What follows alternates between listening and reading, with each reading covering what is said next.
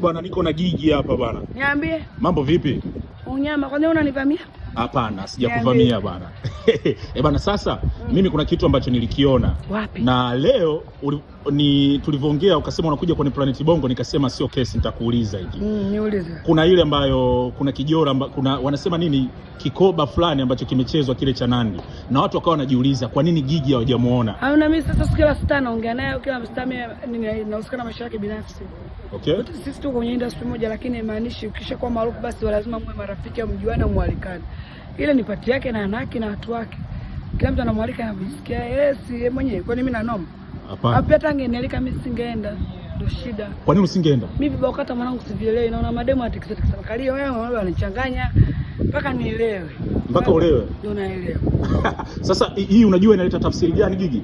Ni unajua kuna kipindi ambacho ulishawahi kufanya wewe kama hapo kipindi ndugu yangu pia sio cha kufanya mambo mengi kama mimi. Mimi najijua damu yangu.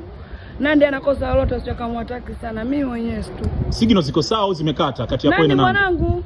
Sema tu yule ni mtu fulani una muda naye asijui bipolar nayo siku hizi sielewi, ila tu anaweza kaflip akawa tu mtu fulani.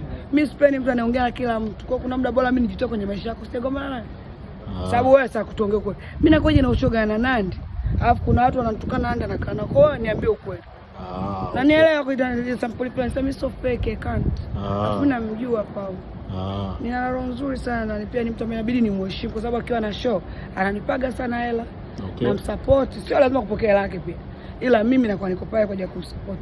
Ila yeye yule anaishi kwenye maisha yake. Yaani yeye ananoma na mtu mwenzio. Ndio kamtegemea shoga yangu kwenye bato sijui tunaondoka wote na Nandi. Hiyo. Yeye anatafuta hela. Baba sio na ndela. Umewaka? Asante mwanangu. Tunashukuru sana kwa waache kumlaumu Nandi. Tuko fresh.